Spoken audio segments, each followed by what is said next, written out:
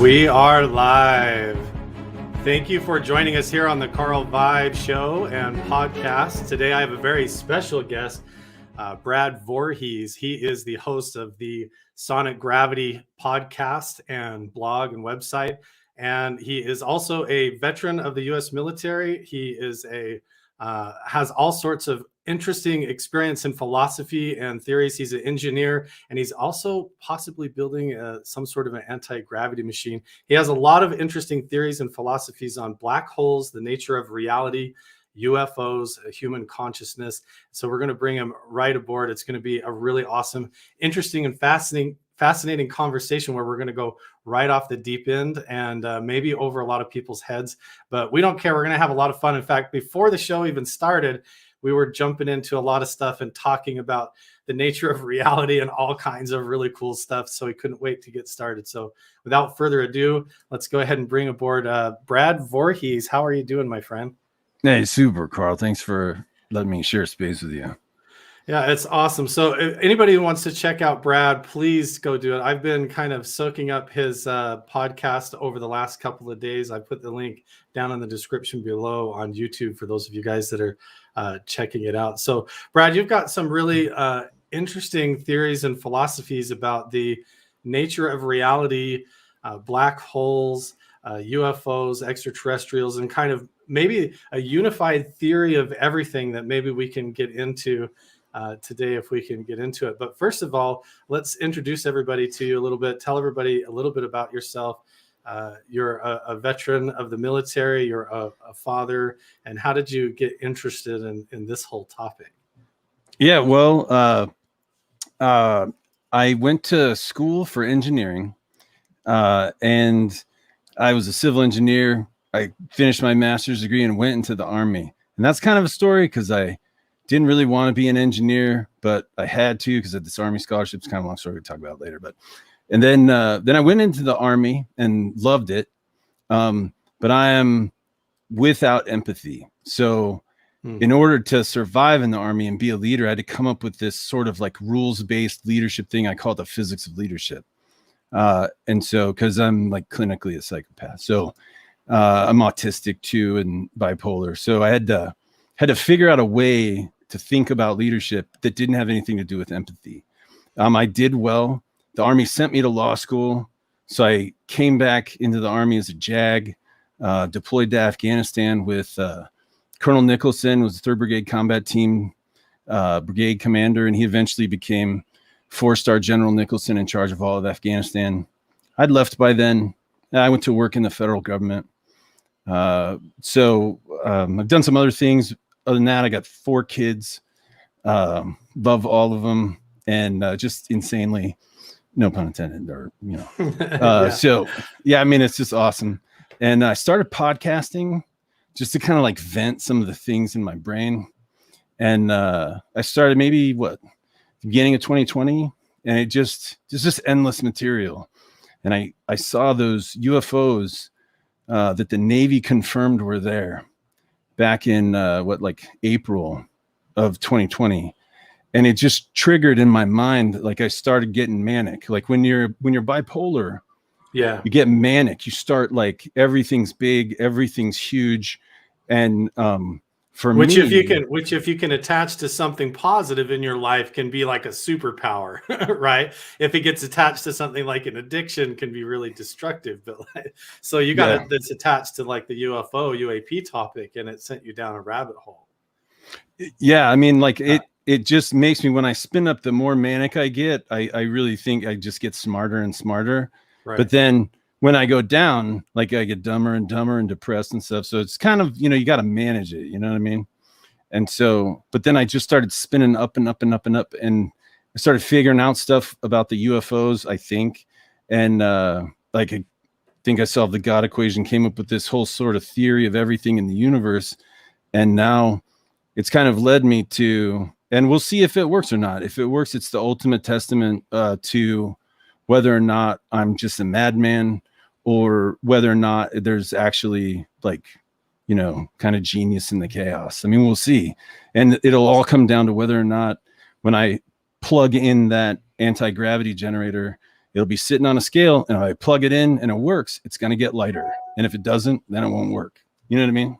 That's right. Yeah, it'll reducing gravity or mass, or it'll somehow you'll be able to sense that if you do it. So, what was it about seeing the UFO or UAP footage that sort of piqued your curiosity or started to create that intrigue? What was it about the footage? Because a lot of people watch it, they don't even understand the FLIR footage or really what they're seeing. They don't understand like or fathom how something like that could move or fly. They just say, "Oh, it's alien," you know. So, what was it that really triggered you to understand maybe physics or reality from a different perspective? Yeah, right. I mean, like you see something like that and you're just kind of tempted to go, "Oh, it's alien." You know what I mean? It's really hard to process. Right. So my whole critical thinking philosophy is know thyself. You have to know what you know. And then if you focus on knowing what you know, everything else in the universe, right, is something you don't know. So if you know what you know and you know what you don't know, then you can know everything. And that's the basic critical thinking philosophy I have. And so I was looking at the UAPs and I said to myself, all right, the only way that they could take off like a bullet or corner on a 90-degree angle at hundreds of thousands of miles an hour, or however fast they go, is if they had no mass. Because if you don't have any mass, then you can't pull G's, right? Like you don't like, you know, when you hit the gas in your car, you know, when you get pressed into the back of the seat, it's because you have mass. It's because there's time dilation there. When you go faster through space, you go slower through time. And you can kind of think of it as, well, I have a podcast episode called Critical Thinking Part 7, UFOs, UAPs, and the Key to Immortality. And I go through what time dilation is. But essentially, when there's two ways that you can get essentially time dilation, gravity and movement. And so if you move through space, you go slower through time. And if you sit in the same spot in a gravity well, your time is frozen as far as gravity is concerned to that level. The deeper you go in the gravity well, the slower your time moves. But the reason you feel gravity is because your time slows down as you accelerate, but the gravity of mass is trying to keep you in the same time. And so when you feel that tension between something that's trying to slow your clock and something that's trying to keep up, trying to stay where it is, then you feel that tension in what we call the Higgs string, and that's the force of gravity. And so when you hit the gas in your car, you get pressed into the back of your seat because the car's trying to slow your time, but the gravity is trying to keep it the same. And it's that difference that gives you. And so when you think about, say, when you jump out of an airplane, like if you skydive, now you're falling through space much faster when you skydive than when you're in your car. But you don't feel any gravity. And the reason it's kind of nice, you know, you kind of float down.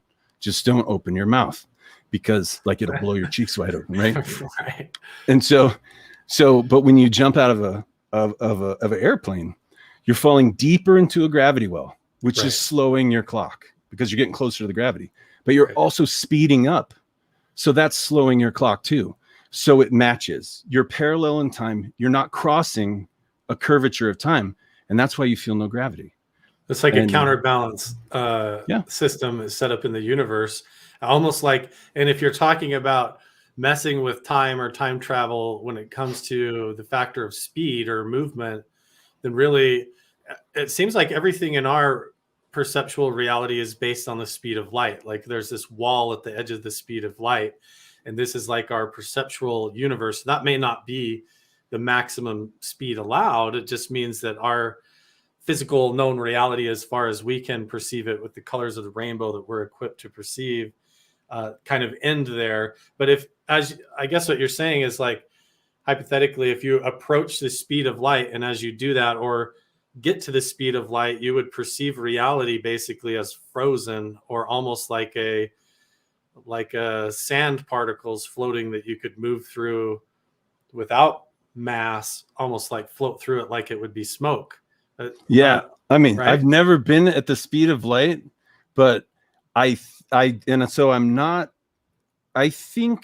that if you were to go at the speed of light, I think you would feel like you were just normal, right? Right. But you actually wouldn't be aging. Like you would be going really, really fast, like all through everything. You wouldn't be aging, but everybody else would be going super slow, and they would be like dying right in front of you. You know what I mean? They would be, Yeah, because and imagine all the, like, every electron and every photon, if there are particles suddenly holding still, then what would become revealed was the emptiness between all of that movement would yeah, become like suddenly like a traversable space, which might be why we see these UFO craft appear to fly right into solid objects and mountains and into the ocean unaffected, because they're just moving through it like it would be like smoke to them if they're moving at that intense speed because they through have no time. mass. They have Okay. no mass. Right. Because that's exactly why, because they have no mass. Now, you'll see sometimes, like I've seen some footage where there's like a craft and it goes down and it splashes. And there's a reason for that. And so the whole quantum echo hypothesis, right, is that the Higgs field, right, which is the field that essentially ties all of our matter to a specific slice of Planck time that we're in. Like, you can think of time like a slice of cheese. Think of the universe as a slice of cheese, like Kraft, right? Like planes of glass or Yeah, something, all yeah. stacked up like layers. Yeah. And so imagine the universe as a slice of cheese. It's a hologram, though. So when you're in it, it looks kind of like your TV, right? It's like, it looks like you got a 3D picture. You can see out the whole universe. When you look around, it's kind of like a TV, right? Everything can be encoded in a 3D universe on a 2D holographic surface. There's a super duper smart physicist, Gerard de 't Hooft, and he got a fight with Stephen Hawking about this, but he won the fight. He beat the Hawk. He won the fight and told him, and like, that we don't lose information in a black hole, because anything that would go into a black hole, it could be recorded on the surface of the black hole, so you don't lose any information. I know it sounds kind of like weird and technical or whatever, but bottom line is that you can think of the universe as a slice of, say, cheese, right? And then imagine like the Kraft stack of all that cheese. And essentially we're moving slice to slice, like through time. And it's sort of kind of like a movie, like you have all these frames, right? Yeah. And so what I think happens is we're moving at the speed of light, and you're either standing still, right, and moving at the speed of light through time, or you're moving at the speed of light in that slice of cheese and staying in that slice of cheese. So it's like you're either going to move through time at the speed of light, or you're going to move in that slice of cheese at the speed of light, or if you're somewhere in between, you're going to be moving at a slower rate, at a high, but faster inside the. Does that make sense? Yes. It's like if you were like completely still, you'd be moving at the speed of light through time. But if you were moving at the speed of light in that slice of cheese, you would stay in that slice of cheese. Because you'd be matching the field movement. Right. Yep. Now, yeah, now you see it. Okay. And so what I think in the Higgs field is what I think, and I think is, kind of a popular theory. I think if it's not, everybody's wrong and I'm right. But so the Higgs field is what ties all the matter, I think, in the universe to the slice of cheese, to the slice of time that we're in. And so what happens is if you decouple the Higgs field that is holding the mass, like say I make a electromagnetic field and it kind of pops out, like, it makes this like force field. So you have like the substrate energetic field. So you have, like, just so everybody listening understands, you have a field, which, imagine it being like I don't know how to describe it, because if you say like a cloud, you're thinking like particles of vapor, but it really is just like an energetic field. It's like air. Yeah. Like air, just like a jelly block, but it's fluid or just energy. And then you've got particles that would be like a coalesced, actually like a speck floating in that, or moving around like an electron or photon. And then you've got waveforms, which is like within that field, you get coalesced sort of lines or strings or waves that sort of form like threads throughout that field. So there's all sorts of debate that paradoxically fields, strings, waves, and particles all sort of can exist paradoxically at the same time and or same ways in superposition in different forms somehow, or we can't quite sort out which one reality is made of quite yet. So yeah, I mean, anyway, there's so many people, they think different things. So like say particle physics, if you want to look at it like particles, you can think of it like your TV, right?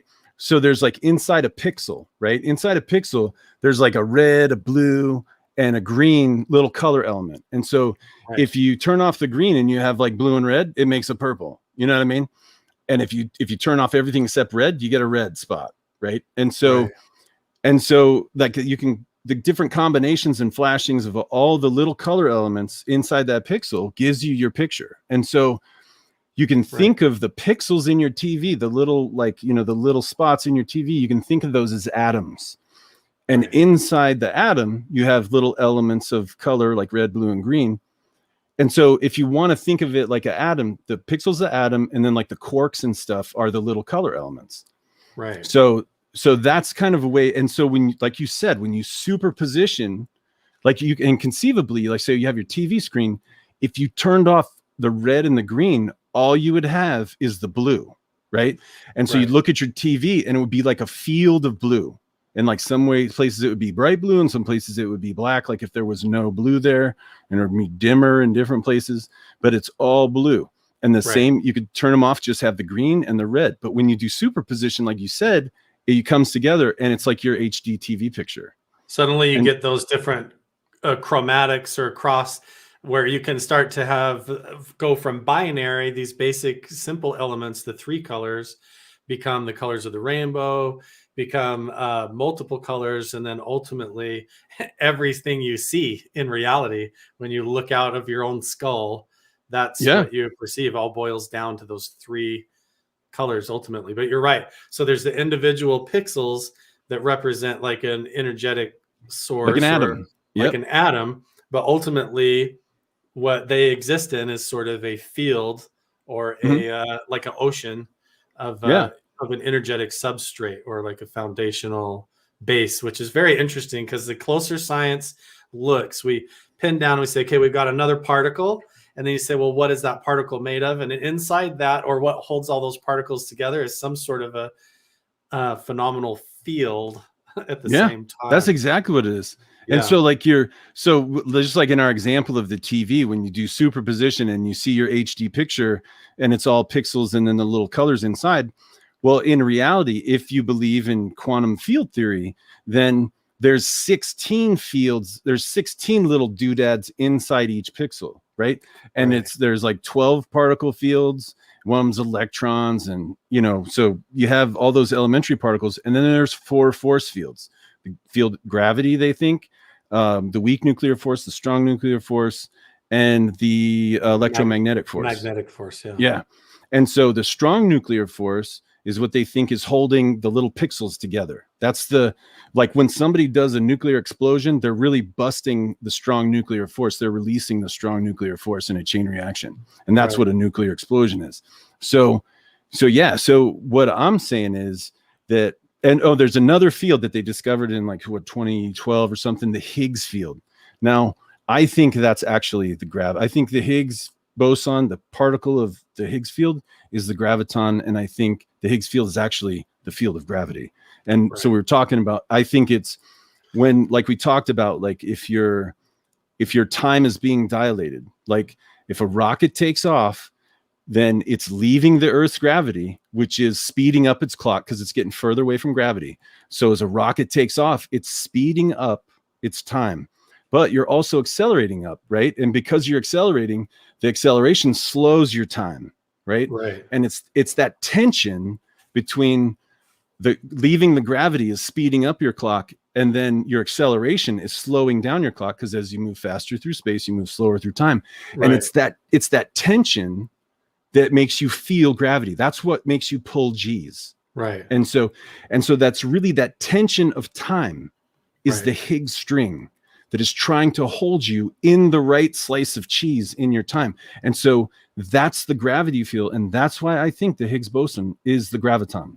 And so, but if I create this field, right, and as soon as my patent date comes back, I will show you exactly how the gravity, anti-gravity. I know it sounds crazy. Like a part comes for it, and I'm like, "Oh, honey, I just got a part for the anti-gravity machine." Brad, these are like, these are the times that we live in, though, Brad. I mean, we're talking about anti-gravity looking devices flying over the Pentagon, admitting it, UFOs, UAPs flying around. You've got people saying that they've come out of Area 51 and that they have, dark matter materials and exotic materials that are being tested. Government officials saying we have alien exotic materials we're testing. So it's not out of the realm that we have people doing garage-based genetic modifying CRISPR and people like you building gravity emitters in their garage. So it takes a little bit of a madman to kind of like break down these barriers and face this stuff, because reality is coming to a head, and these different scientific and spiritual and philosophical realms are starting to collide, whether we like it or not, because everybody is having to face this issue from their own perspective. And so here I am facing it from my perspective, and you're facing it from yours, and you have this engineering mindset and creativity and looking at reality from different perspectives. And so how are the UFOs doing it then, Brad? So then what do you think you've cracked that make these things able to break the rules? Okay, so, and yeah, I'm sorry, that was a long way to get to your question. It's great. Yeah, because so in terms of critical thinking, I'm looking at them and I'm saying, okay, what do I know? I know they're taking off like bullets. I know they're cornering in ways that, like, if they had mass and you cornered like that, like your brain would squish into your skull. You know what I mean? Like you couldn't, even if you were in a suit that was full of water or whatever, like there's no way your body could sustain that. And, even if it was just a drone with like a machine, you're talking about forces that would crush metal. You know what I mean? Right. So I'm looking at that and I'm thinking the only way I can think my first assumption is it's real, right? That it's not some kind of like, trick cameras or whatever. So I begin with an assumption that it's real. My second assumption is that physics applies, right? So now I'm thinking, okay, the only way it can corner like that, whether it's alien or us, is if it has no mass. It can't have mass because it can't have gravity. It can't feel G's when it corners, or it just couldn't do that. And so then the only question is, well, how do you get rid of mass? How do you actually shed your mass? And so I started looking at YouTube and I started teaching myself quantum physics. And I learned about the Higgs string, and I learned about gravity, and I learned about how Einstein said, gravitational force of, the inertia of mass, the force of gravity from mass and the force of gravity from inertia are exactly the same. That's what Einstein said. And so the whole thing is how do we get rid of our mass? And so this is when I'm like, okay, so where do we get mass from? I think we get it from the Higgs field. And so the way we have to get rid of our mass is to somehow separate ourselves from the link that ties us to sort of our slice of cheese, our slice of time. Yeah. And so like if you think about a swing, right? And everybody who talks about this are talking about plasma and convergence and all that's all wrong. Like there's no way you're going to create a magnetic field strong enough to fight the Higgs string and shove it off. You can't beat it that way. So if we can drop our mass to zero, if we can decouple from the Higgs field, because then the universe won't know that our particles have any mass. So then our matter won't have mass. And the only way to do that is like a swing. You have to load it with a resonance, with a harmonic load. And you can think of it like you're pushing your kid on a swing, right? You push them out and they swing out and then they come back. And then you push again and they swing out and come back. And so you can't because if you push at the wrong time, right? Like if they were swinging back right to you and then you pushed, you would totally destroy the energy, right? They would think your kid would think that you sucked at swings. You'd like push them and it would hurt and they'd fall out. You know what I mean? Like that's not right. So the first thing that we got to realize is that we got to use a pulse, like an impulse. We got to push it so it goes out and comes back, and then push it again and goes out and comes back. And when you do that, it's called resonance. Right. And there's all kinds of examples of that. Like if you take a piece of porcelain and there's and nobody do this. Like, you didn't hear it from me. Okay. But it's really cool if you do it. So like you take a piece of porcelain, and if there's tempered glass, the frequency of vibration internally of that tempered glass, it matches exactly the frequency of the structure, the molecular structure of porcelain. So if you take a piece of porcelain and just throw it at a piece of glass, it will go through it like a bullet. It would go through it just like butter. Yeah. And so because it instantly achieves resonance and it busts the glass instantly. And so it's the same thing. Like, we're going to push and it's going to come back. We're going to push again. And eventually it's going to swing so far that we're going to dump that kid out of the swing, and we're going to decouple our Higgs field. And once we decouple our Higgs field, what's going to happen is those Higgs bosons that we bust out of our atoms, they're actually going to go back, like because the mass is being held back by the cheese, right? And so we're going to go forward in time normally, but our Higgs bosons, the quantum echo is what I call it. All of the Higgs bosons that get jacked out of our atoms are going to be in the past. Right. And so that's why I think that when we see many, now some of them could be aliens. There's no doubt in my mind that there are, when you think of like just how many worlds there are, I think there are probably some, but the ones that I'm seeing, the Tic Tacs that are flying around in our Navy's training areas, I am certain that those are quantum echoes. Like, many of them are quantum echoes of future travel. And so what you have though is you have a quantum echo, which essentially, like, in the future, we break off the Higgs bosons and they're kind of trailing behind us, right? Okay. And so we don't have any mass where we're at. And so we're zipping around, right? But there's a quantum echo in the past that's also zipping around, right? And remember, we talked about tension in the Higgs string. We talked about this happens even in the hadron colliders and stuff, when they're testing and looking at the Higgs boson particles and fields. They get you get these trace evidence of the separation of the particles and the photons and things of the collision before the collision even occurs, which means that there's like an echo, almost like a precognitive echo of the event before it even happens. Somehow it defies time, and there's a resonance that occurs in the present moment before the collision even occurs. And you see that, which I almost wonder if that has to do with this idea of superposition at its closest form. Like, right up, looking at it really, really close, you see that elements of like how something can be in two places at once almost. And that doesn't even mean in just our plane, but through the different planes of time, even in the past. So you're saying that maybe these UFOs that we're seeing is a quantum echo or a resonance, sort of like a shadow of future of us in the future. Oh, okay. Future space travel. So we're leaving like a wake behind in our own past with our future deep space program. In our future, we're leaving it in the past. Dude. And it's their past, but it's our present. And so I think, and I can talk about this a little bit later, because I was actually thinking about it and like my brain was going really fast. Yeah, sorry. This afternoon. No. I think I just kind of got caught up to some of what I've been hearing on your podcast. I'm like, oh, yeah. Okay. But you're right. You're exactly right. It's like sparks off of an anvil, but imagine when you get at the subquantum level, that before the hammer even hits the steel, you realize that there's an emanation of there's a spark. There's a spark that comes off before the anvil's even struck. And you go, wait a second, there's something subquantum outside of time that's echoing back and showing me strike the hot steel before I even hit it.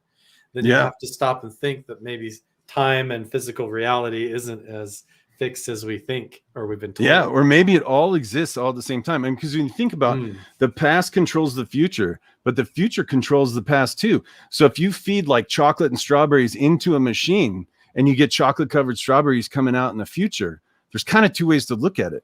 Because if you're in the future and you look at chocolate covered strawberries, okay, that controls the past. There had to be chocolate and strawberries get fed into that machine. But if you look at the past, where you feed the chocolate and strawberries into the machine, in the future, chocolate covered strawberries have to come out. And so in many ways, the past could exist with the future They could coexist at the same time. And you're exactly right. And just what you said about the Hadron Collider, that was my initial, that's where I caught on to it. That's the thought. The stuff I'm telling you right now is stuff that sort of evolved as I was sort of critically thinking about it as we go. But the very first inclination I had that it could be us from the future is that you're exactly right. In the Hadron Collider, when those particles hit, like, and the strong nuclear force is busted and all of these particles go out all over the place, what they were seeing was that the Higgs boson would appear in space before the collision would happen, and then the collision would happen on top of it. And so I'm just like, maybe it's sending, maybe the collision happens in the future and the Higgs boson sends it back to the past. And so then I'm like, hey, what if all of these, once we decouple this Higgs field, what if all these Higgs bosons in the atoms of our spaceship jump into the past the same way they do in the Hadron Collider? Because that would be awesome. You know what I mean? If that's what happens, it could happen. And the interesting thing is, though, is remember we talked about like how when you launch in a rocket and the speed slows your time, but the leaving the gravity well speeds your time up. Yeah. And the more tension there is in that string, you know, then the more gravity, the more G's you feel. But so that's the curvature of time that causes gravity. And so imagine the insanity of the gravity that would happen if you threw the mass of a spaceship back in time. That would be insane. There would be so much gravity there that it would just be mind-boggling. The curvature of time where the mass of a spaceship is who knows how far back in time. That would be a wicked amount of gravity. And that's why I think that would be enough gravity. I think that could be like a black hole's worth of gravity. And that's why I think that when we're seeing these quantum echoes, that's negative energy density that would be required to hold open a wormhole. And that's why I think when we're looking at these quantum echoes, if that's what they are, then we're really looking through a wormhole at our future. And I think a lot of times, like sometimes you'll see images of these like UAPs and UFOs, and there'll be these bright white, there'll be a night and there'll be a bright white like thing, right? Well, that's what I've seen. Yeah. Personally. I think it's because it's daytime on the other side of that wormhole. Oh. And sometimes you'll see them, they'll be red and you know, I think it's because it's dusk on the other side of that wormhole. I've even seen a couple where it was like, you know, bubbles or whatever, and it was dark and it was casting like a dark shadow. I think it's because it's night on the other side of that wormhole.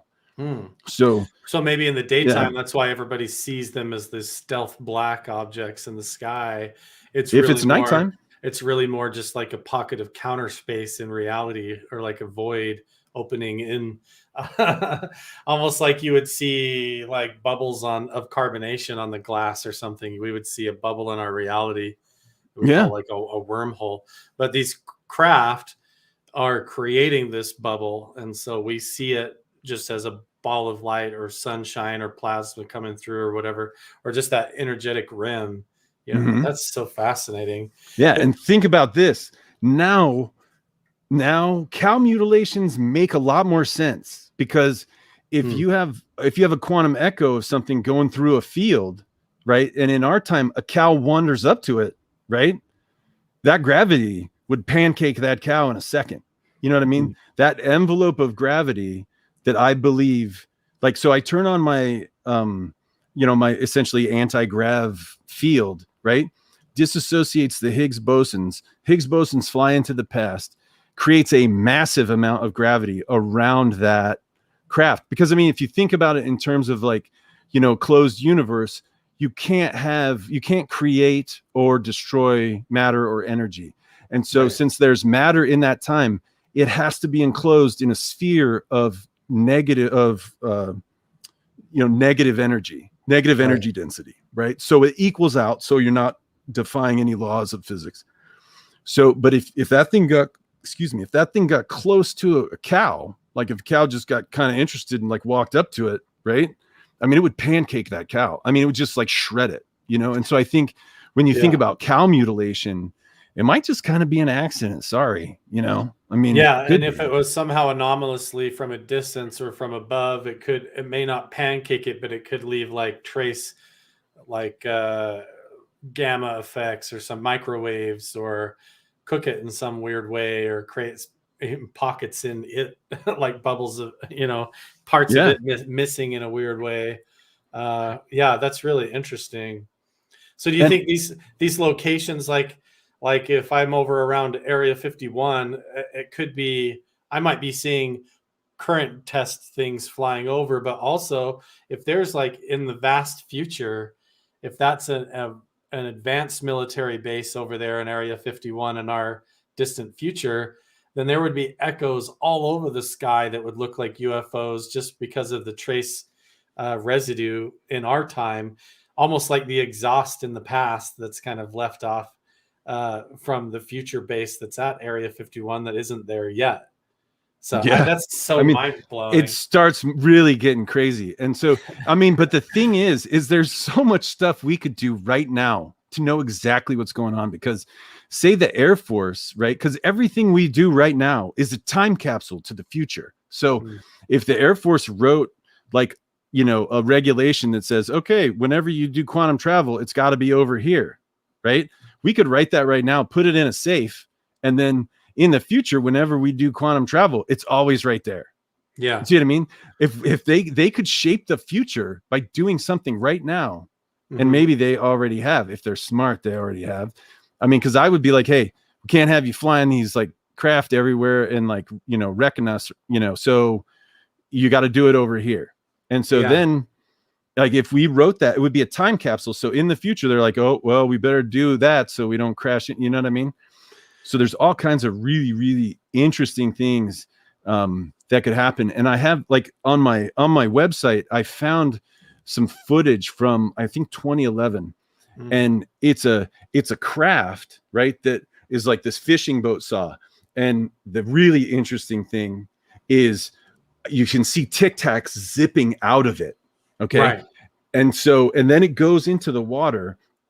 And if you frame by frame it, you'll see that it doesn't splash normally, that the shadow is bigger than the craft. And that makes perfect sense to me because Sort the of. field is bigger than the craft. And when the field goes down, right, and then it like sinks even deeper, if you frame through it, you'll see the water looks like a circle, like an orb. Mm. If you flame through it, and then it goes deeper in, and then there's this orb right here, and then the water kind of fooshes up like this. So when it hits, it doesn't spray water in front of it.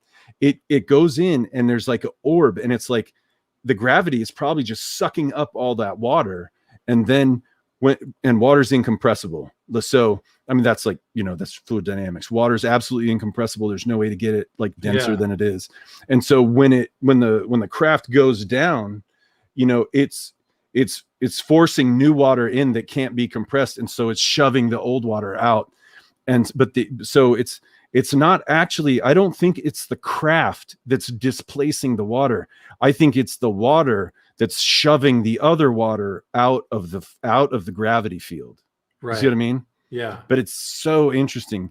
And I talked about in another episode, I talked about called American Chrononauts, because if you think about it, say it is a wormhole, and so you get in your Tic Tac and you spin it up, right? Your quantum echo jumps into the past. Okay. So now your Higgs bosons are in the past, connected by a wormhole to you in the future. Okay. So now I jump in my Tic Tac, and you know what? I'm like, right on. And I just hit the gas, head right for you, go through you, because my field is up. I have no mass. I pass Yeah. through you out your wormhole.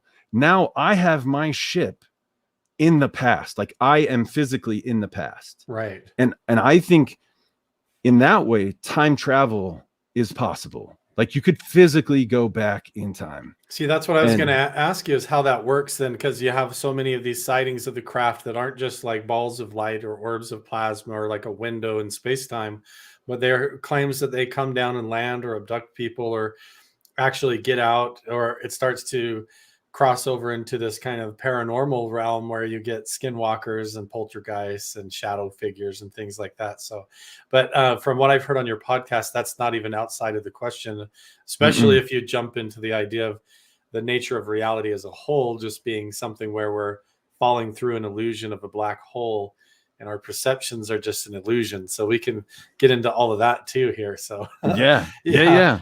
But yeah, so how do you explain the UFOs that seem to land or things get out of them and entire schools of children run up and see little critters that get out, creatures that run around? So how does that work? Are they, so they're coming through windows of time and actually landing, or are they like the echo somehow splits off and then there's an anomaly where it physically manifests and can crash?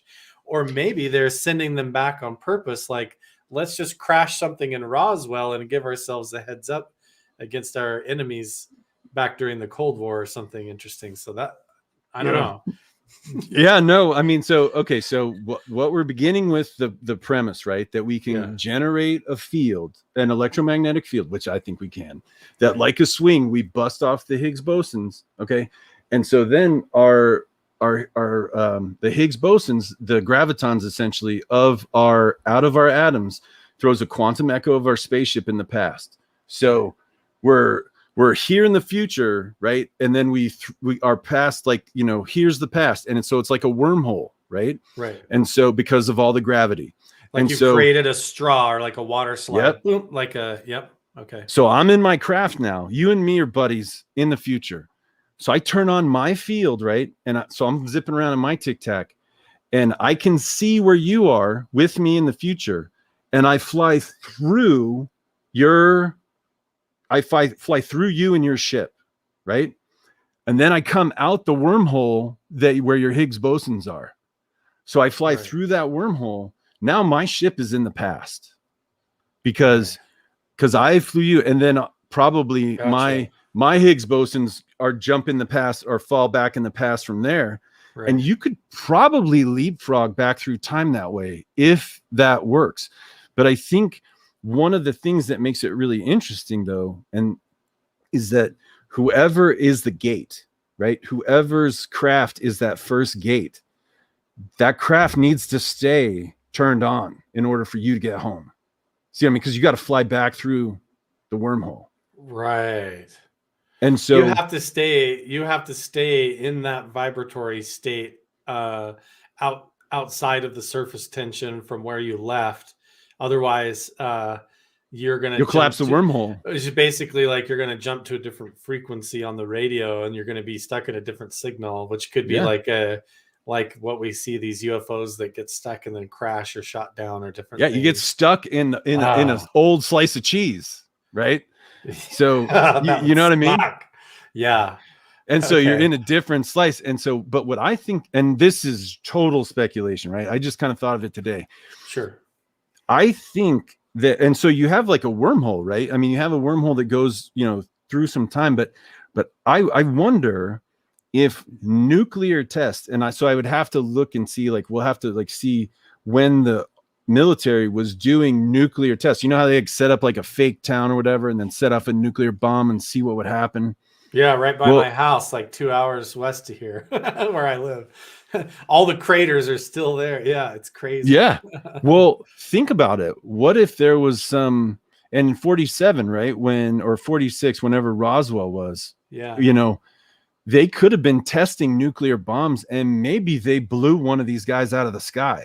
Yeah. And part of it is even that was right at the edge when they were doing a lot of radio signals and stuff, like at the end of World War II during the Cold War. And a lot of the radio antenna technology was so amplified and actually dangerous. A lot of people got cancer just from working in the towers and stuff. But I wonder if those unregulated radio wave days when they were sending just these massive signals through the air, and they had, and like the Roswell crash supposedly was during a massive monsoon thunderstorm that was going over the mesa. So who knows? It could have been a combination where something echoed through and then got shoved out of its vibratory state, couldn't get back in, and then panicked and crashed or something. Yeah. I mean, but I think it's, New Mexico, like that's where all that testing was going on. I think it's plausible, right? I don't know for sure. I don't know what their nuclear testing was, but it's plausible. Right. And you see all, like, or at least I've heard, right? I don't have any direct evidence of this, but I've heard that these, I don't know, I want to call them ETs, or they could be aliens, they could be us from the future, drones, or some AI robotics or something. But they've been turning off nuclear like missiles and like they've been doing stuff like that. So I think it's possible that we can mess up somebody's time travel and get them stranded if we set off a nuke at the wrong time. And so I think it makes sense that they're like, hey, look, let's shut them down. You know what I mean? We don't need these nukes or whatever going off whenever we, when we've got operations or what have you. But yeah, I mean, I think it's plausible. Maybe even represents just kind of like a more liberal or passive agenda of a future government that sends things back. It has kind of a, we're going to soothe past timelines agenda in some government policy we don't understand, because they're sending things back and stopping nuclear launches and messing with things and trying to send, and it could just be a social propaganda movement that they're doing, and it's not even aliens. It's very fascinating. It is all speculative, but it makes you wonder, because we can't suppose the idea that if something out there that's extraterrestrial or from another dimension, that it's not just us from a future place leaving an exhaust in the past and then realizing it and looping back, and we're just experiencing that now on the tail end of it, trying to look forward and figure it out. And so there's this very interesting relationship with all of that. So there could actually come through, get stranded, get shot down, or some of that could be sent back even intentionally as part of an agenda. It's very interesting. But do you think that could potentially create alternate timelines? Because then you are literally messing with things. You're sending stuff back in the past, shaping things, or anticipating the future. If you're crashing something that doesn't exist in the past, and then letting people discover it, then you're shifting reality on a totally different direction than I don't know. It becomes like Rick and Morty all of a sudden. Well, what I think is, and I did this episode called the Destiny Paradox, and what I think, and a lot of people could disagree with me, but I think time exists all at the same time. Has to be the way it is because when the Hadron Collider kicks a Higgs boson to the past, right before the collision happens, that means the collision happens in the future, and the future sends it back to the past. So in some ways, right, and this is now we're getting to black hole consciousness, all that kind of stuff, like our energy on the surface of a black hole. Right. What that means is that all time exists already, and it's our consciousness. Essentially, like the universe is a movie, and like when you're watching a movie, you don't know how it's going to end, right? In the middle, you don't know how it's going to end. You know what happened in the past, but you don't know what's going to happen in the end. But I think the end is already fixed. I think it all has to happen the way it's going to happen. And I think our consciousness, like we said, and I can talk more, I know it's going to sound a little crazy right now without the context, but I think our consciousness is energy that is essentially, we are the cosmic librarians that manifest a law in physics called the law of conservation of information. And so, and what that stands for is that no information can be destroyed or created. And so that's why I think time exists, and we are just passengers going through it. And we can talk about this later, but I think Hawking radiation, it's generally thought of that Hawking radiation is thermal radiation that evaporates out of a black hole, and that's what shrinks the black hole, and all of a sudden the black hole like eventually goes away. I don't think that's what it is. I think in a supernova, right, which is how black holes are created, right? Supernova star explodes, rips a hole in time, and shoves the core of the star through the hole. Right. And so the explosion, like the plasma and everything is all the stardust, but the real explosion comes from the energy that's released when space-time is ripped. Mm-hmm.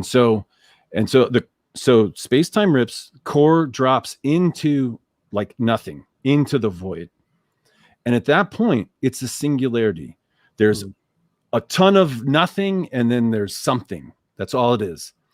And the entanglement, the Higgs field, right, arises out of the existence of a black hole. That's the timekeeper. It arises out of the existence of a black hole. And there's still the DNA, right, of the universe, of the star, right? It contains all of the matter fields. It contains the weak nuclear force, strong nuclear force, space-time, everything. Everything is inside that star like a seed, right? Right. It's the DNA of the universe. Right. And so when the entanglement attaches, right, because like space-time like ripped a hole, right? And well, some of those creates like a pocket, like in magnetics, they call it a counter space.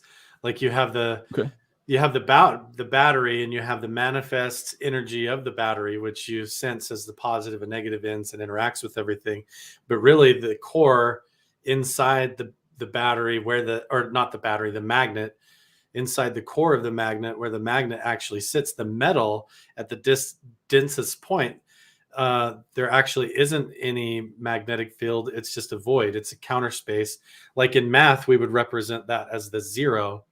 It's the one digit out of all infinity that's able to take all infinity and just go boop, and take it back to a flat line. It still contains all of the information, but it's represented as a hole or an emptiness. It's a very paradoxical thing to wrap your head around, how something can be a hollow space that contains everything.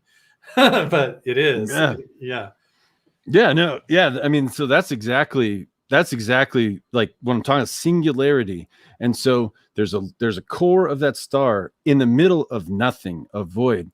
Right. And I think what happens is the Higgs field is like entangled to it, and that's what rips it open. It's like right now when there's no black hole, right, there's no Higgs field. So for a moment there, it's just sitting there in the void of nothing.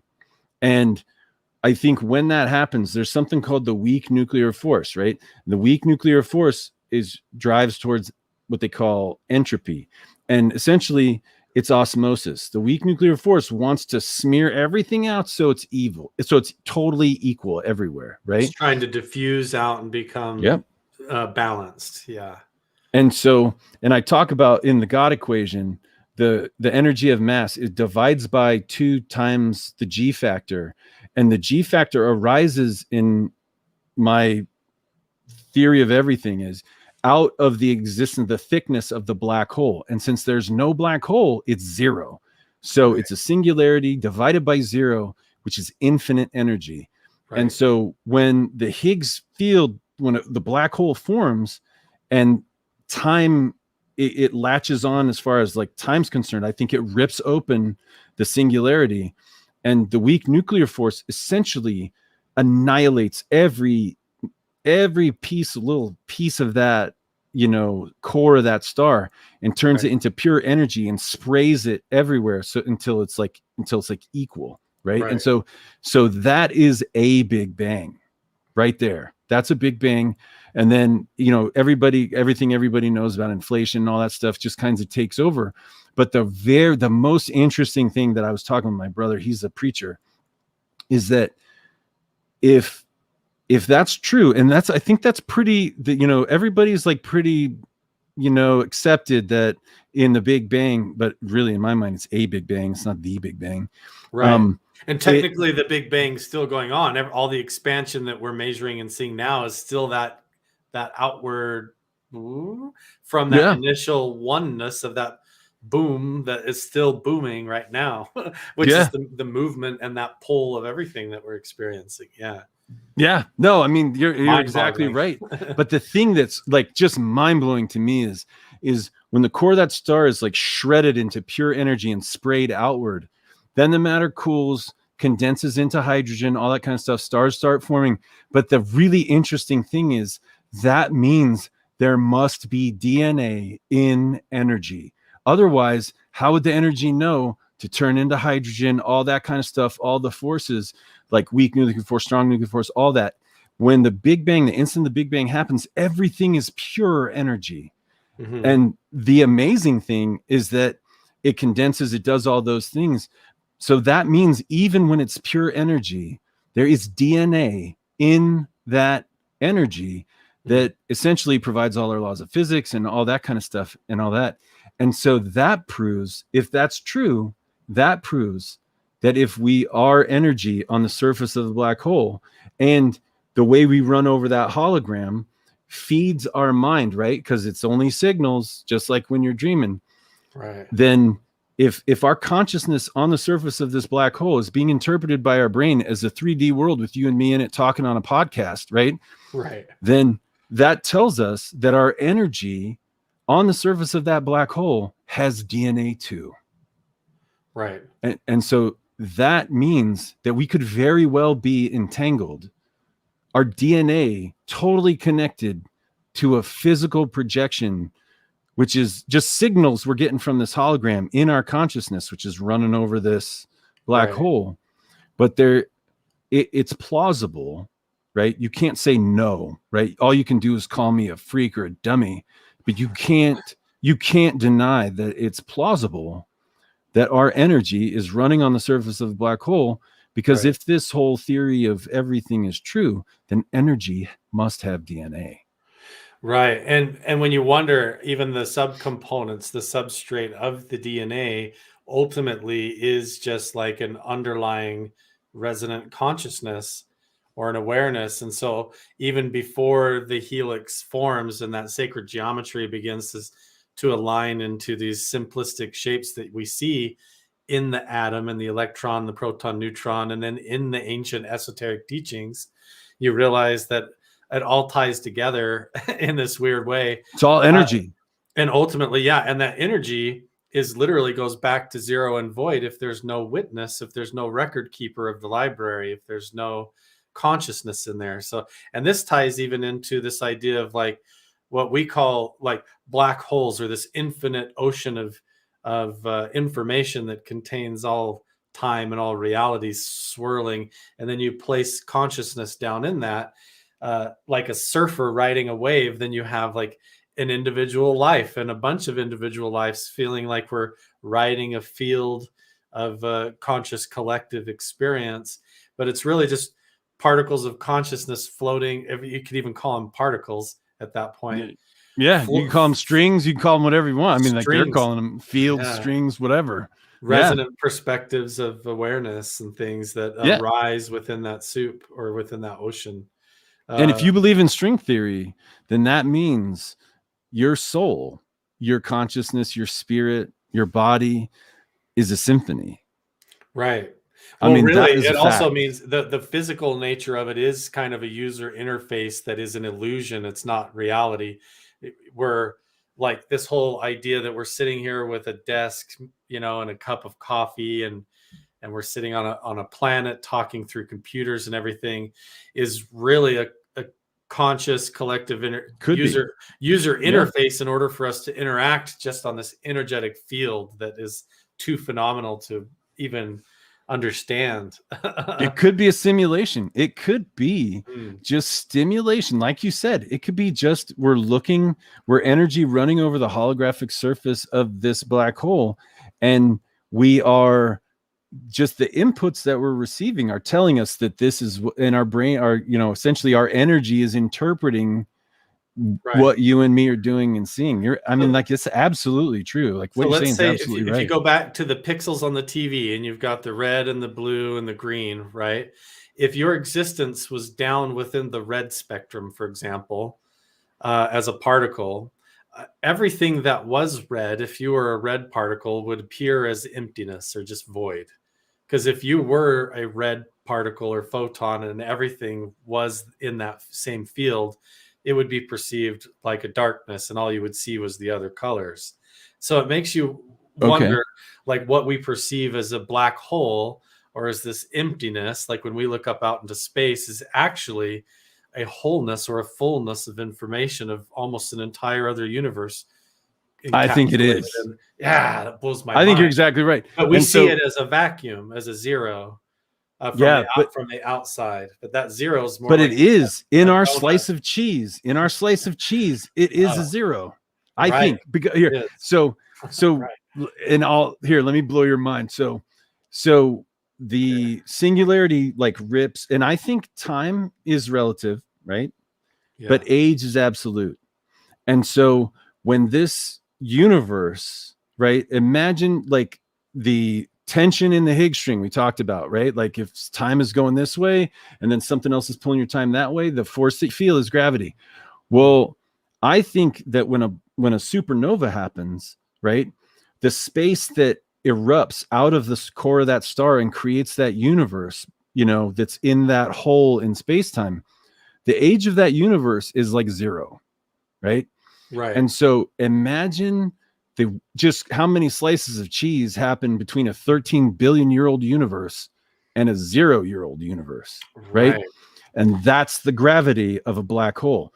Because so I completely disagree with the conventional thought that a black hole is big ball of dirty mass. It's absolutely not. It is only tension in the Higgs string between, in my opinion, and I've only been learning quantum physics and like theoretical physics and astrophysics for like a couple months. So I have no credentials and I'm not trying to convince anybody. Anytime I'm talking to somebody, all I'm doing is giving them the opportunity to view the universe through the eyes of a madman. So there's no. But listen, Brad, people who have gone up in the organized educational system and stuff like that and trying to get their tenure are never going to think outside of that box. And so there has to be radical ideas that fly in from the side on it. So yeah, it's totally welcome. Oh, yeah, here. I mean, I got kicked out of. There was a physicist, like a theoretical physicist that wouldn't come on a podcast if I came on. I sent him my stuff. I was like, dude, I would really love to know what a real physicist thinks about this. He wouldn't. Yeah. He said, I'm not coming if he's coming. Yeah, and he start talking about meditation and consciousness or any of these types of connections, even though it fits in with all the ancient esoteric and mystical teachings, they just they don't want it. It's all woo woo. And what he said, I couldn't believe he said this. He said this, and I don't know if it was just like some kind of moment of candor, but he goes, that guy is noise. He has no credentials, but he's not wrong. That's what he said. Yeah. And I was just like, dude, okay, just come on, man. Let's, but I mean, he's just got his own thing, but I think a black hole is the tension in the Higgs string between a 13 billion year old universe and a brand new universe. That is a lot of tension in that string. Right. And here's the thing here's one of the reasons I think that that's true is because when you think about a supernova, right? A star is, fusing all kinds of stuff together and kicking out electrons or photons, putting out light. And then when it starts to make iron, right, it starts to steal its own electrons and photons, and it collapses, it crushes down in on itself, right? That's the densest it's ever going to be when it crushes down in on itself. Right. And if a black hole was a big ball of dirty mass, right, then why can it explode? It should not be able to escape the gravity of a black hole. So first of all, I don't think a black hole can exist like that. Second of all, you look at the stardust, the ejection of it makes a huge nebula, right? Coronal light years. Ejection. Yeah. Yeah. I mean, and so where does all that mass go? I mean, that's all the star. So what's left to make a black hole, especially if a lot of it's converted to energy too? So it blows me away that people can think that a collapsed star can collapse into a black hole. I think what happens is it collapses and it explodes out and it causes a rip in space-time. It punches the core through space-time, and then the actual energy released by the rip of space-time is what blows all of that stardust and plasma out. Right. And then you're left then all of a sudden there's a big bang of the core of the star and the black hole forms, right? And so what you have is a black hole, which is tension in the Higgs string between space that is 0 years old and space that is, 13 billion years old. And I don't think those spaces are contiguous. Nothing, in my mind, nothing falls into a black hole. It still makes tons of gravity and it sucks everything in. But I think that's why you have these accretion disks that are spinning. Nothing goes into that black hole. That's why I think you have pulsars that are like blasting stuff out, because if light couldn't escape, but I see lots of light. You know what I mean? And so yeah. And you know how time stops at the surface of a black hole, they say? Right. They say time stops when you get to the very surface of the event horizon where time stops. I think the reason time stops is because it's not contiguous. And I think as the universe, the baby universe ages, right? Right. It's time coming out of the black hole. We're on the surface of the black hole as the conservation of information. We're recording the time that goes on, everything that happens in that black hole. We're recording in our DNA and our consciousness and in our memories, right? Right. And so we're the cosmic librarians, conservation of information. As soon as the baby universe catches up in age to the space-time where it came from, the parent universe, I think the space is healed. And then the black hole evaporates because the space is contiguous now. And then all of a sudden it's like the space spreads out from the whole universe and shoves everything outwards. And that's what I think dark energy is. I think dark energy is when the space-time inside the black hole universe catches up to the outside universe, and then it just uncoils. And I think that's what dark energy is. It's essentially the rude elbowing of space-time, right, of the universe that just came out of an evaporated black hole. Almost like if you took like a big flat sheet and then you pinched it and twisted it up, you would witness as a participant on that flat sheet just like a hole that everything seemed to be swirling and being pinched down into. But ultimately, as space and everything expands out and tries to reach equilibrium, those knots uncoil and all the information, everything basically, that's exactly right. All that releases space, its surface tension comes out. Okay. So do you think even though our perception of reality is that we're, going to bed every night and sleeping and getting up, walking around and going outside and seeing birds fly around, and we have our jobs and computers and phones and everything. But when we look up into the sky at night, the reality might be that all of this is an illusion, or we're looking out as conscious surfers flying through the space from the inside of a black hole. How is that possible that we're not just smeared out and we're not just like, or in some realm like the movie Inception, or not Inception, but what is that one? Interstellar, I mean, I don't know. I think here's the thing. I think if you think of the slice of cheese, right? It's a holographic slice of cheese. Bend that slice of cheese around into an orb, right? Right. And that's the black hole, right? And so we're on the surface of that cheese, right? And what I think you can think of it sort of as the hologram that's on the surface of that black hole is encoding a universe inside. And so when we're sitting right here, like on the black hole, inside the black hole, the sense, the information we're receiving from the hologram is telling us we're in the middle of it. And so we because remember, our brain doesn't directly interact with anything. It only interprets signals. And so if our consciousness is on the surface of this black hole, and I didn't, like, Gerard Atouf proved that like this whole black hole hologram could encode a 3D universe. So I'm not making that up. That's like theoretical. That's fact, right? Like if you want to see the math, like go talk to Dr. De Hooft, And so, but he was saying that, our consciousness, our essentially our universe could be encoded on this holographic surface of a black hole. And so if we were to, begin with the premise that our energy is our consciousness zipping around on the surface of this hologram, then the information that we would be receiving could be encoding essentially our reality in a 3D space. So we're really on the same way when you're in your bed in a dream, you're not in that dream. If you're running in a dream, you're not actually running.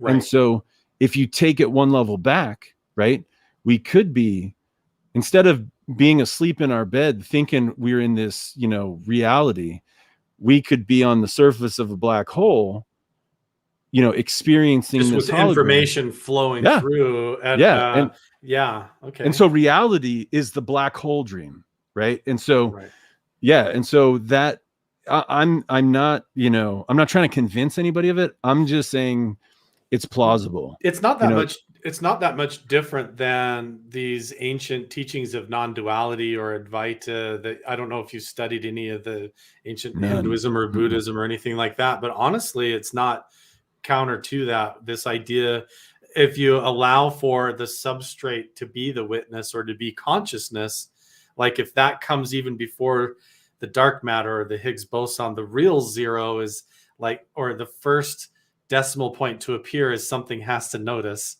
or there's just an emptiness. There's nothing there to see it, right? It's like that old story, if the tree falls in the woods, does it make a noise? Well, if there's no receptor there to hear the waves of sound coming through, then there's waves and there is fluctuation, but there's no eyes or ears to perceive it. So does it really strike anything? There has to be a participant in order for the manifestation, in order to be received. And so it's kind of interesting when you get into the ancient teachings, it's not outside of the question. Like go clear back to like Ramana Maharshi and some of these ancient philosophers or people hundreds of years ago even, and they talk about like everything being just this ocean of consciousness and time all being everything in the now, and that through the mind and spiritual progress you can transcend that, almost like flying up through the layers of cheese or see the different layers of cheese or travel through it. And science is kind of coming full circle to look back at these ancient teachings like they're not outside of the question, because that's what they teach. They say you can keep looking further and further into the physical matter, and at the end you can't get out of the fact that behind all of that there's somebody has to be looking. and so in the end you take all the physical reality and all the manifest reality, and what we have is a physical body, and our brain is inside this skull, and it is completely within a shadow box, closed off from the outside world, except for these little holes in our eyes, little holes in our ears, and these very binary sensory equipment to give us data. And even that could be rudimentary illusion. We don't know outside of that if it's illusion or not. It blows my mind. So reality could be figmentatious, or it could be illusion, a user interface that makes it tolerable to be spinning through a black hole. So it feels like we can wake up and walk around and drink a cup of water, but really we're flying through infinite information from a singular point of view. We got control of this like little spot on the surface of the black hole, and it's me, and your spot is over here, and that's you, and that's what you see on the inside. And what's wild is that really ultimately it's kind of crystals, if you want to get into it, because like your ears, your whole sense of balance is liquid crystals, and inside the fluid dynamics of your brain is like salts and minerals and just these primary elements that are receiving signals and information that your consciousness is just interpreting. It blows my mind. So like from the very basic level out, it's just the energy being interpreted, And think of this though, like it just occurred to me, you're talking about like all these ancient teachings and all these philosophers and all that kind of stuff.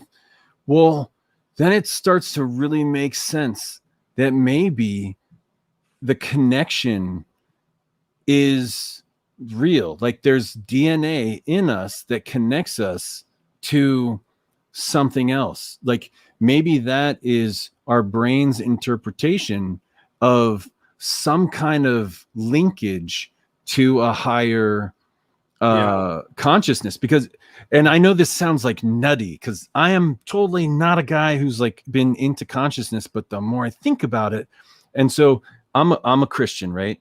And so when I was thinking about, well, if you think about the geometry of the universe, if there's a black hole at the very first black hole, right?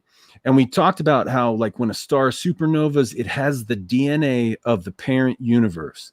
Right. So if there is a black hole that is the source, the original black hole, I think, and nobody can disprove this. Like, this makes it plausible. If there's a consciousness zipping around on the top of that black hole, it's the creator. Right. Right. And so, and the black hole that the creator is zipping around may could be heaven. And it could be heaven. Ultimately what we're talking about as you get closer, it is a unified field. It is a oneness. It's not actually a particle. So, and we experience reality like a flake. So if, like, let's say you take the universe or reality, and each one of us is like a piece of glitter or a tiny little mirror reflecting, right? And we're flowing through that torus that's swirling like a black hole, like floating, like swirling around a toilet, right? So, or like a big swirling donut, Sure. you know? So we're going around, and each one of us is a tiny little flake flowing through a life path that comes like a spark that comes and goes, like a firefly, right? Of consciousness that awakens and lives a life and then disappears. But ultimately, the light that is perceived, that unified field that particle is reflecting, is all one thing. And that could be maybe the all, or what we perceive as the one consciousness that each individual is reflecting. So even though I'm sitting here in southern Utah and you're sitting where you are and we're talking through the computer, really we're reflecting the same unified field, or that one light, from a different perspective. And behind it all, like Schrodinger even says that we are all one consciousness that is pinched up through reality from a different perspective. So, like, I might be the same conscious soul as you, but if you were brought up like a little fleck of sand through the arc of time like I did, then you would be me. But you're not me. You came flowing up in a different angle than me, and so we have different perspectives in the kaleidoscope. But we're all really reflecting the same light of information and looking at the same light or the same information, which is that unified field. So maybe God is this unified field that we experience, this one consciousness, but we all have different opinions and perspectives. And really, we're that way too. Even within the sense of self, there's a whole host of different, like, well, maybe I should do this, I don't know, and emotions attached to that, and a whole like legion of kind of characters and perspectives in there that don't always agree. And that's not out of the question. So it's very interesting. And you just made me think of something when you're talking about, like, on the surface of black hole, like if everybody's like glitter, right? Swirling around, like there really can be no, I think if one contemplates this potential model of the universe, then on that black hole, like your energy, like your essentially vibrations. If you believe in string theory, then all your atoms are composed of like strings, and so it's really kind of like music. And so, like, your energy right now, if you're on the surface of the black hole and I'm on the surface, like, our energy is in connection, is in relation. And it's ultimately within a continuum or a field that's all reflecting one thing, is the infinite information of the oneness, or the all of it. But each, like the light of this little speck of glitter and the light of this little speck of glitter over here, even though they're facing different angles, ultimately are in the same unified field of oneness and aren't really separate in the whole thing. And so anybody listening is part of that too. Like, everybody who's here for this conversation, like we're all right now, like, if you believe in string theory, like we're all vibrating in the same kind of I don't know what you call, like, energy connection, like we're connected.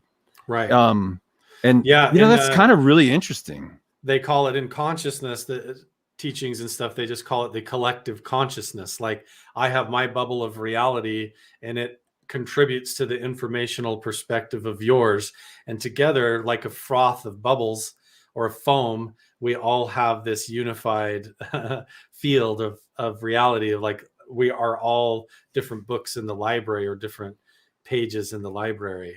Yeah, somebody listening to this thinks I'm an idiot, right? Sure. They are coming to the opinion that I'm a moron and I don't know what I'm talking about and I'm wasting their time.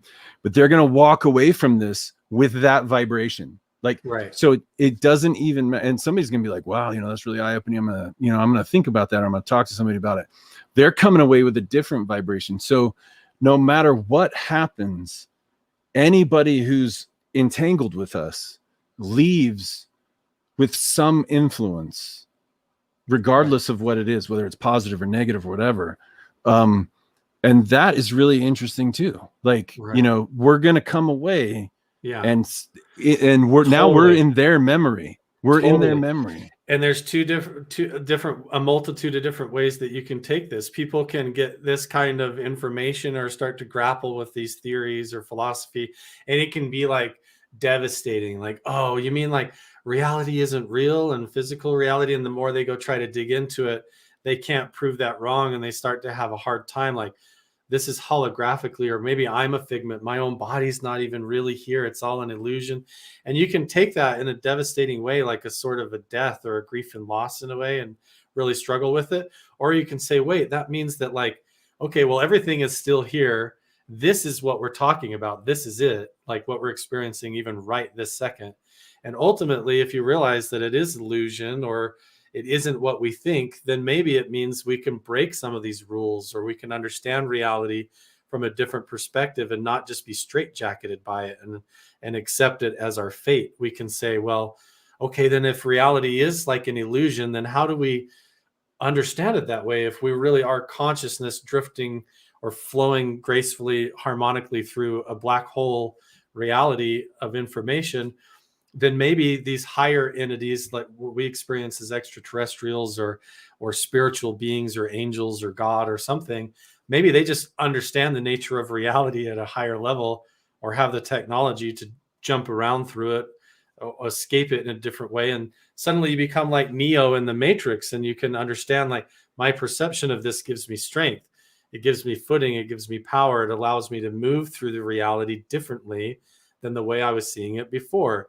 Like, if you're a piece of that glitter flowing through space-time, and suddenly you say, hang on, like, I understand what I am now, and I kind of have a different point of view, then maybe you can change course and set your sail differently, instead of just be unwitting participant of where the wave's pushing you. That's how I see it. I like to take the reins a little bit more, rather than just ride the bucking horse where it's taken me. Yeah, and I mean, I would encourage anybody. I would say that, we shouldn't, like, when we have a dream and we wake up, it's not like, we wake up, we shouldn't be like, oh, that was a dream. I'm so depressed. I had a dream. You know what I mean? Like, it's just an experience, and I think to know that, hey, maybe we're more connected to other people than we think, right? Like, and, maybe we're in a position to, help other people, to, like, create value. I mean, it's just amazing when you think about it. Like, I just keep thinking, like, and I hope, I'm like dying. I can't wait I need to get these magnets, these specialty magnets that I've ordered to make this generator that I'm convinced is going to reduce the mass of that generator. And I can't wait to get it and do it, because if it's right, if I'm right and this works, then, if the Navy would have come out earlier and said, here's the UFOs, if they, maybe I could have done this 10 years ago, I mean, I don't know. I mean, and I'm just saying, so I think the more connected we are. And if they never did, I would never have thought of it, because it's only the Navy's UFO footage that got me fired up. Yeah. And so I'm thinking that the more we kind of like try to hang on to stuff and whatever, and like kind of stay in our own little silos and like not be cool, like, you know what I mean? Like the more we're like kind of in this together and sharing information and trying to like give each other a good vibration, so to speak, you know, I mean, we could have figured this out. I swear, I hope this works, but I think if it does, it would go to show that we're way better off if we like, you know, are like, you know, kind of think of ourselves, you know, you have like a circle, right? And I don't know what life is. Native American, you know better than I do. Like, you know, you can think of yourself as like the first circle is you, the next circle is like your immediate family, and the next circle are your neighbors, and then it's like your tribe, and then it's like your country or whatever. But you know, the idea that the bigger our circle is, the more like people that we engage with and like care about, the faster we'll get these technological breakthroughs, the faster we'll be able to sort of like, you know, fix our planet, our environment, all that kind of stuff. It would be really neat to really sort of break through. And that's why I kind of I want to do this, and I want to tell everybody what it is.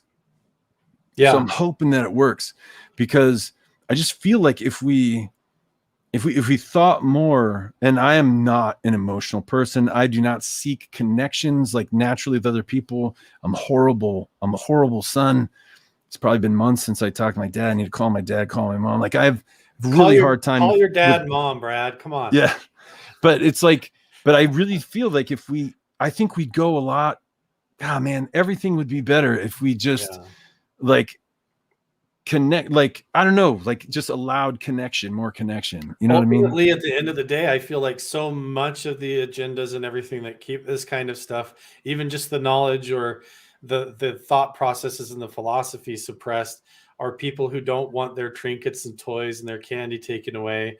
They're at the top of this food chain at the energy empires and the oil industries and the pharmaceutical companies and things like that. And they are better off keeping everybody as a little piece of glitter instead of realizing the unified field. They don't want to keep things like telepathy and remote viewing and psychic connections and heart-to-heart connections, and people realizing that their consciousness is not just trapped within their skull, but it's something way grander, connected with the entirety of the universe, and transcends those physical limitations. They don't want that to get out, because then all of a sudden they're not special. Everybody's sitting at home, and you see this everywhere in pharmaceuticals. They don't want you growing weeds in your own backyard to fix yourself. They don't want you meditating at home to fix your mental health. They want you on their pills. They want you driving their oil combustible engines and keeping everything slowed down. They don't want us moving and thinking at light speed. They don't want us realizing our actual innate nature as human consciousness. It's they don't want and us I'll to admit, I'll admit, like if there was a skeptic about like energy and consciousness and UFOs and, you know, remote viewing and ESP and all that, I was absolutely the biggest skeptic. I was like, it's bullshit. Like, there's no way. But the more I think about if the nature of consciousness is, if we're the cosmic librarians, you know, recording history and our DNA and our memories, and we're serving as on the surface of this black hole, as time comes out of it, we're serving as we're actually the universe's mechanism for, the law of conservation of information. Yeah. If that's true, then all of a sudden the idea that our consciousness is zipping around on the surface of this black hole, it's not that far-fetched to think, oh, somebody could have like sort of a special characteristic of energy where it just kind of like pops up and they can kind of see something over there, and then, you know, they go back down. You know what I mean? Like there's so much manifestation of possibility if you realize that, you know, if we're zipping around reading the tea leaves essentially on the surface of this black hole, Mm-hmm. maybe, my antisocial personality disorder, maybe my bipolarity, maybe, my autism, maybe that combination of weirdness can make me shine really bright as far as energy goes. And so maybe figure things out, or maybe somebody kind of sparks and a piece of them can go land over there and kind of get a perception, and then, sort of fizzles. And then they're like, dude, I know what was over there.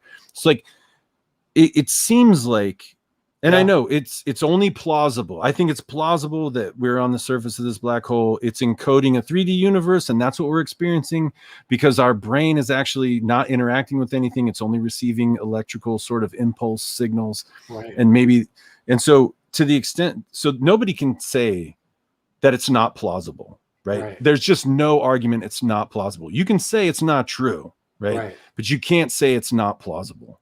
And so, but if you, and everybody should be able to agree that it's plausible. And so you might find it kind of incredible that somebody could do that, but you can't say that it's not plausible. Do you see what I'm saying? Yeah. And so, and being able to see people, I think, where they are, and just give them the space to, like, to be who they are, and to maybe that's true. You know what I mean? Like, let's not like judge people and, write them off or whatever, because, keeping the secret of those UFOs away from me, if I'm the one who figures out this anti-gravity business, all they did was screw themselves by not letting it out earlier. You know what I mean? Because we could have been so far ahead. Yeah, unless they're worried about just fattening their big old pockets, they don't really. That's it. It makes me sick. It really does. At the end of the day, every individual has to come to their own realization that the lines painted on the road are literally just rocks with paint smeared on them, and the rules all applied around that are totally a story. You can drive anywhere you want if you turn the wheel. That's all. Just everybody's just collectively chugging along, following the lines and staying in the lines. You know what I mean? But there needs to be people like you out there that are doing that. And I have this suspicion that this device that you're actually putting together to test your theory is probably not that complicated, is it? No, right? No, it's not. And when you think about the wing, right? Yeah. Think about the wing, like the Wright brothers, right? You camber the top, it's flat on the bottom, right?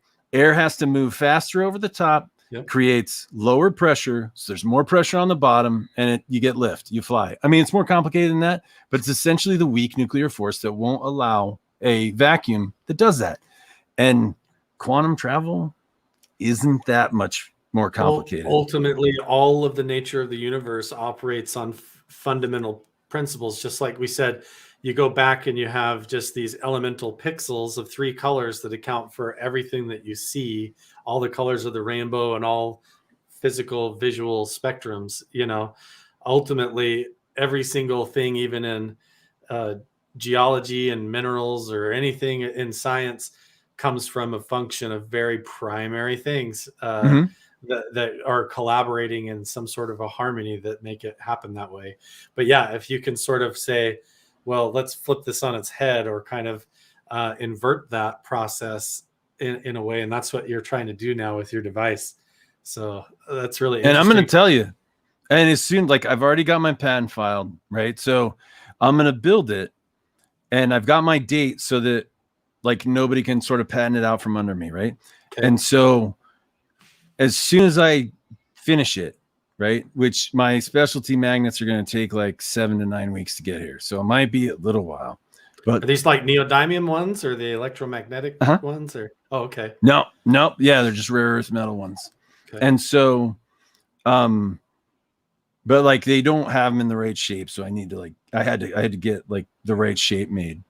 But the thing is that and I want everybody, I want you to like channel for me, or people to pray for me, and because I'm telling you, if this works, I'm gonna give it. I'm going to tell everybody how to do it. You'll be able to make your own. Will you come back on the show and demonstrate it on the live show? Oh yeah. Oh yeah. Awesome. I'd love to see Yeah, that. I'll demonstrate it totally. I mean, I'm going to put it on the scale and I'm going to turn it on, and if it gets lighter, it works. Right. And so and if it doesn't work, I'll still tell you how to do it, and maybe you can figure it out and get it to work. And if we hear about a big explosion in a small town back east, we'll say, what happened to Brad? No, it was me. He sucked himself in through a portal. He's in the 8th dimension now. Yeah. No, it was me. If there's a big nuclear explosion somewhere, it's probably me in my shed. Right. But I'll give it away, man. I'll tell you exactly how to do it. So everybody kind of pray for me, pull for me, vibe for me, whatever. And as soon as I know if it works, and if it doesn't work, I'll be accountable. I'll be like, sorry, I couldn't get it to do it. And I'll tell you my thought process, and I'll say, hey, if anybody can do it better than me, or sort this out, or even suck any value at all out of it, then you're welcome. Point out what the weaknesses are, or where you missed the mark, or anything. It can't hurt to take a stab at it. So Brad, if anybody wanted to check out your podcast, if they wanted to see what you're writing about and look and follow some of your experiments and progress of your theories, where can they find you, Brad? Oh yeah. So my podcast, it's on Apple. It's on every sort of podcast publisher. My website is www.sonic and then gravity.com. And so my whole thing is viewing the universe through the eyes of a madman. And I don't want to change anybody's mind. I like you just the way you are. I'm just offering you sort of a impression of what the universe looks like through my eyes.